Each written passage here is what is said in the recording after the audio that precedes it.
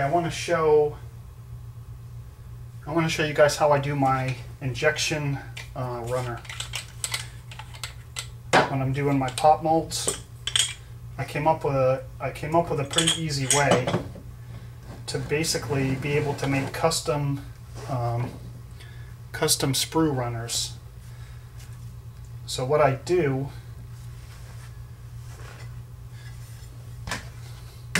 when I pour my mold, I take a piece of a Senko style bait, stick bait, jerk bait, whatever. I just take a piece, I cut it to the length that I want. I take a little piece of a toothpick. I was just trying to reassemble this one. Stick it in there. Then I take another little piece of the bait, put it on top. Then I put the bait in the mold. So, say I had just poured this for demonstration purposes. I pour my pop in there, then I put my baits in, and I put this sprue runner in like this. And then after that section is dry, then I do my Vaseline, then I pour the top half. Doesn't really even have to be dry. After 30 minutes or so, you can go ahead and pour the top. You don't have to wait that long. It just depends on what water mixture you're using. I always use 2 parts PoP to 1 part water. I do it the same every single time. I measure it every single time. I use cold water after making some mistakes with some lukewarm water and just temperature water. The cold water will give you the best mold. So I always use cold water right out of the refrigerator. It's probably in the 30s. It also gives you longer working time.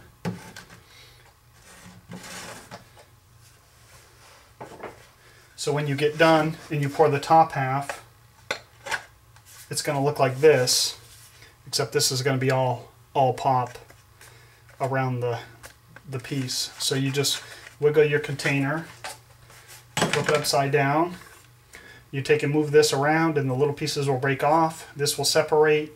You have to cut around the edge like I showed you in the other videos. This will separate, and then you'll have your sprue runner, which you can use again if you need a different length, different size, if it needs to go around a corner or whatever. That stuff, you know, of course it's all just rubber or just plastic, so you can maneuver it however you want. If you use cold water and you take your time, you can get molds with very little defects in the upper half of the bait. This mold here, I don't see any defects, bubbles, or anything in this top half of this mold. There's none in the bottom half either.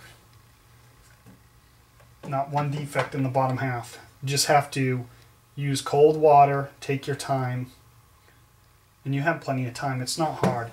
It'll take you a few mixes, but all these molds, this one's perfect. There's no extra bubbles in here anywhere. I just use cold water. That's the trick.